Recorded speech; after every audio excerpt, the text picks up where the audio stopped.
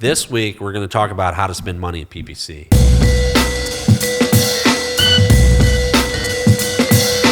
Welcome to the We Are Slam Show, where we share marketing best practices, insights, and ideas to help your business or brand grow.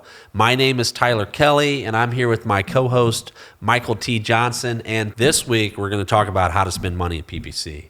And PPC is all about search, so we're gonna get into search a little bit and talk about how people search, how to find out what they're searching for and what that volume is, and then how to determine how much of the market you can actually reach and kind of back into some actual budget numbers. So step one is let's figure out what people are searching for. Yeah, and you got to start with those buyer personas. So buyer personas, marketing directors, we know that buyer persona is really kind of this fictional avatar of a person that's based on all this data you have. If you want to figure out how they're searching, really just use that data, use your information, your buyers, and then go into Google and start doing searches the way that your buyer personas would search. Yeah, and that's really the first step. Put yourself in the mind of the buyer and think about, okay, if I type this in and then I see these ads, I see these results, am I getting what I expect to get as a buyer? So if I type in, Air Jordans, am I getting results for Air Jordans? That's a very simple example, but if you weren't getting results for that, the question is why? If this is your first time starting out just typing in searches, maybe it's because you're typing in something that people probably don't type in. Or maybe you've come across gold and no one has decided to advertise on that yet, which is very unlikely. So if there's not, a good search result there, then it's most likely that you're typing in the wrong words. So then you fine tune that search. And that's what we do as users, right? We don't always get the search right. Sometimes the search results are not what we want. So what do? We go back and we search again with a different phrase, or we word something different. And that's what you should do, and do that over and over and over again for your buyers, when you're in that mindset, and just begin to make that list of words. That's step one. Now you can take this a little bit further. Kind of the next step is to figure out where in the buying cycle this person is. Because someone who's early on, like just trying to do a little bit of research or educating themselves on your industry or something that's related to your product, they're going to search differently than somebody who's ready to buy right now. Now, if you're a marketing director and you're accountable to, your VP of marketing or your CEO or your CFO, then you want to make sure that you're not putting a lot of money into educating people, because people in that educational phase, they are not ready to buy your product yet. And I can just hear your CEO right now saying, if I'm going to put $5,000 into PPC this month, I want to see a return. Yeah. And that's not to say for your brand that educating your potential future buyers isn't important. It's just not a good use of your PPC money. Exactly. So once you have this list of keywords, now you can go to the Google keyword tool and put all the keywords in that you have. Kind of, segment by geographic area. Let's say this isn't a national campaign. Let's just say we're in St. Louis or Miami and we want to target just that demographic or that DMA. So you're going to put that into the geographic locator and keyword tool, and then put those keywords in. And the keyword tool is going to give you estimates of traffic based on your cost per click or your monthly budget.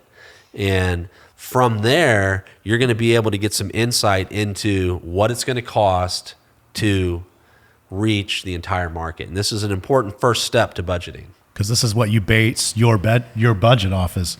If you could reach the entire market, this is how much it costs. I think that's a great piece of data to have. Yeah. You want to know how much it costs to reach the entire budget. Now, disclaimer here, keyword tool is estimates. Keyword tool is notoriously light. You would think that they would overestimate some of this traffic, but Google tends to underestimate the traffic in the keyword tool. I don't know why this is. Maybe we should research it and figure out why that is. But if you're looking at it, a lot of times the keyword tool is going to be significantly less. So what we do is whatever the keyword tool says, multiply by 25. That'll give you a better idea for the type of traffic that you're going to pull in on that keyword. Remember, the keyword tool defaults to a broad match, and if you're not familiar with the 3 different types of matches for Google AdWords, you have a broad match, which if I type this word in, it's going to return everything related to that word, whether or not that word is in it or not. So it's just somehow related semantically. There's a phrase match, which means that if the word that you've put in is a phrase match and you put in like red widget, and then, Michael in search types in red widget in St. Louis, then it's going to appear for that search as well. And then there's exact match, which is if you just type in red widget, then the only thing you're advertising on is those 2 words. So keyword tool by default returns broad match keywords. So multiply that by 25 to get a more accurate count. And that's a good start to determine, okay, this is how much it's going to cost to reach the whole market for the words that I've selected, and then you can go from there. So once you have those rough numbers, you can break them down into smaller sizes and know that I have to spend X to reach half the market or X for 10% of the market. You can do the math and figure those things out and have a loose estimate. Once you begin advertising in AdWords, then you'll be able to get real data. So, we're working off of, Google estimated data based on historical trends. Once we begin to advertise in AdWords, then we're going to have real data. And from that data, we're going to know, if we dig into the AdWords analytics just a bit, we're going to know exactly how much of the search traffic for those keywords we're reaching. And then from there, we're going to have an accurate count of what it takes to reach 100% of that potential audience.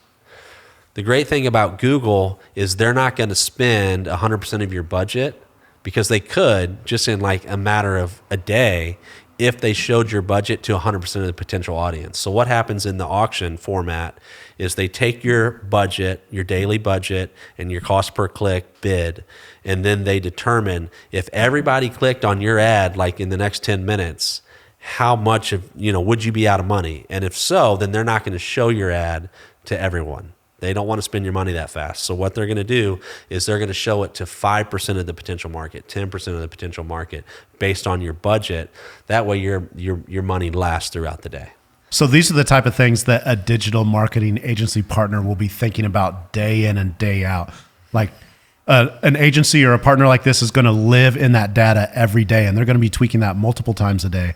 And it's something you need to be thinking about as well. So if you're really thinking about spending budget on PPC, get a partner that can help you navigate all this data. You never want to set it and forget it. That's the number one mistake that people make with PPC. They might have a good first month and they're just like, I'm just going to let it run.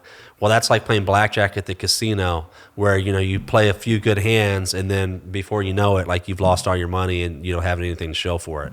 So you want to partner with an agency or, a person that can really devote their time. If you're hiring a person that can devote their time to PPC, on a smaller side budget, it's going to take a couple hours a day. On the larger budgets, it may take more than that to just maintain, optimize, rinse, repeat, and just constantly increase the quality of users, the quality of the clicks that you get to your website, and then the amount of clicks that you get, and decreasing those prices over time.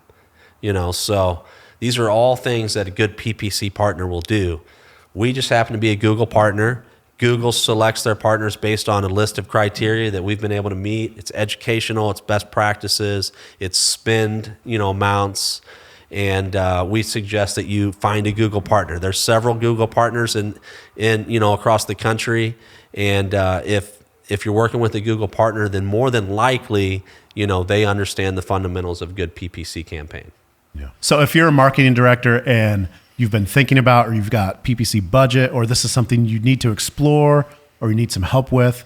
So if you go to our website, slamagency.com, we can help you with a free consultation to help guide you through all this stuff. Or if you just have questions, hit us up in the comments. We'd be happy to respond and let you know where we're at. Thank you for tuning in. Thank you for watching the We Are Slam show or listening. If you've liked it, please like it, comment, share, and rate and review and subscribe and all those good things. We'll see you next week. Thanks for watching. Thanks for watching. If you like what you just watched, subscribe, then hit that bell. You'll be the first to be notified when new content goes live. After that, you can watch more videos from Slam Agency. We've picked something we think you'll love.